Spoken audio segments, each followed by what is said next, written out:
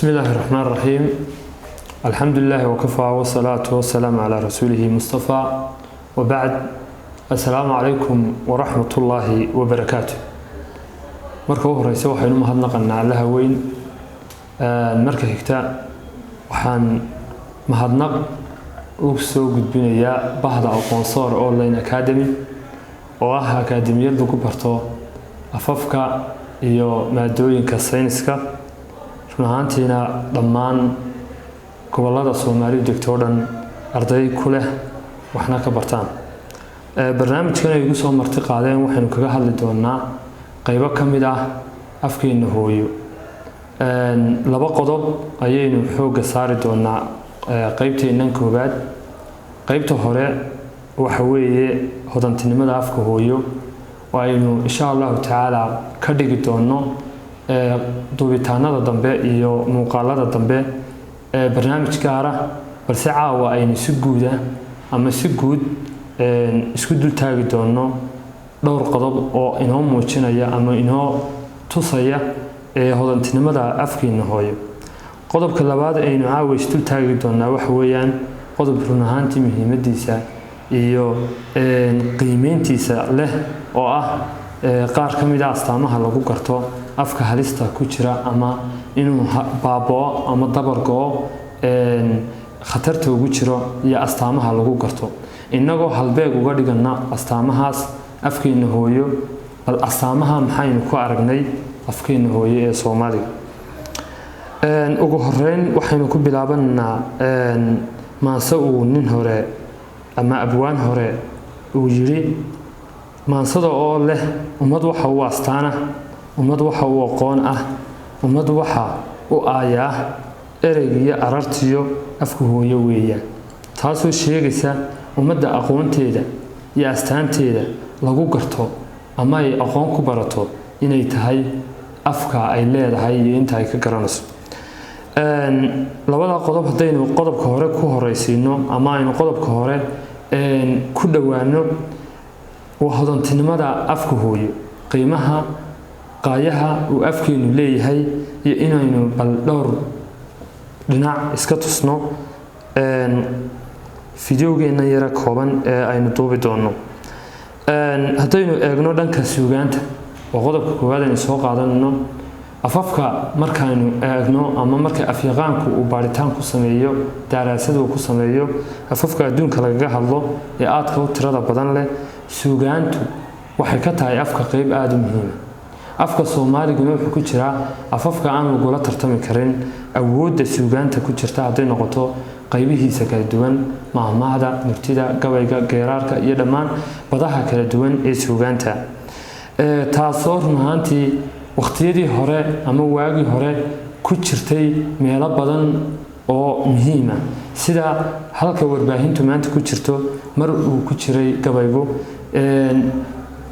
uu ku jiray booska nabadaynta uu ku jiray booska baraarujinta iyo wacyigelinta bulshada qaybaheeda kala duwan qodobka labaad ee soo qaadanna waxa weeyaan ereyada qaybaha kala duwan leh ereyga marka laga hadlayo luqadaha laba qaybood baa loo qaybiyaa labada qaybood oo loo qaybiyo waa erey maguuraan ereya la yiraahdo ama ereyo saleedyo iyo ereyo la yiraahdo ereyo dhaqameedyo labada qaybood ayuu u qaybsamaa afafku marka laga hadlayo ereyadiisa run ahaantii afka Soomaaligu wuxuu kamid yahay inagoon af kalena durnayn ama dhaliilayn afka Soomaaligu waxyaabuhu hodanka ku yahay waxa kamid ah ereyada daraasado uu sameeyay mid kamid ah afyaqaanada Soomaalida Ismaan Cabdinuur Xaashi oo kamid ah qoraayada casriga nool waxa kamid ah dhowr daraasadood oo ku soo saaray buugiisa la yiraahdo afdhaab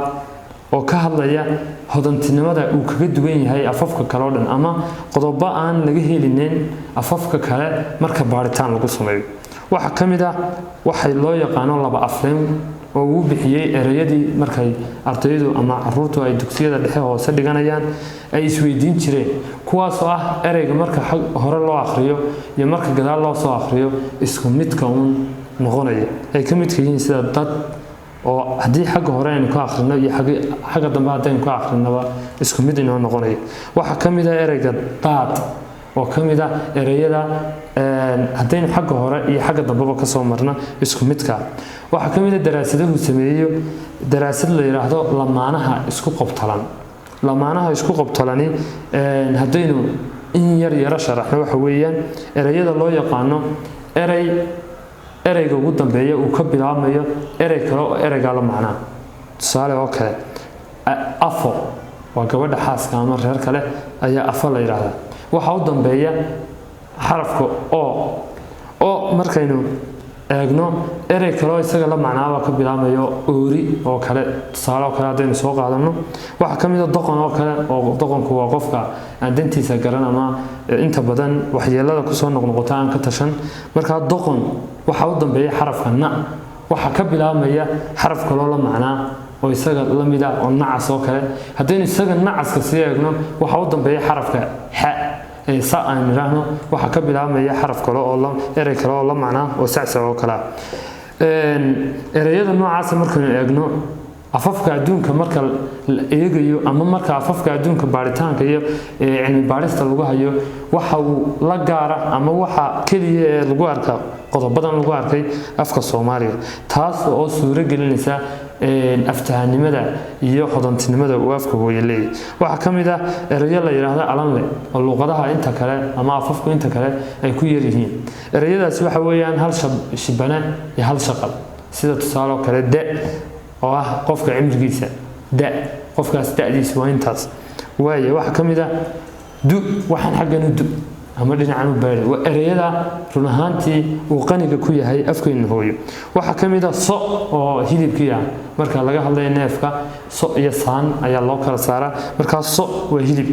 erayada noocaas oo soo horeeyo shibanahi waxa jira iyaga oo shaqalkii uu soo horeyn karo oo sida daraasadda sameeyay Ismaan Cabdinuur uu ku arkay oo ka mid yihiin af oo shaqalkii baa horeeya afku waa luqadii ulba ka mid ah erayadan la midka ah faraha badan baa ka mid ah aynu ku aragnay dhammaan markaynu eegno afkeena baaritaanna fara badan ku sameeyno inagoo aragna afkeena hodantinimadiisa kana warqabna xeelada iyo erayada lixdan ee ka buuxa afkeena hooyo haddana waxaynu ka doorbidnaa inta badan in aynu adeegsano erayo kale iyo afaf kale erayo inaga yimi oo inta badan soo galooti iyo marti inagu ah anagoo ku fogaaneen barnaamijkaas oo inagu tala galay inuu qayb gooniya ka dhigno waxaan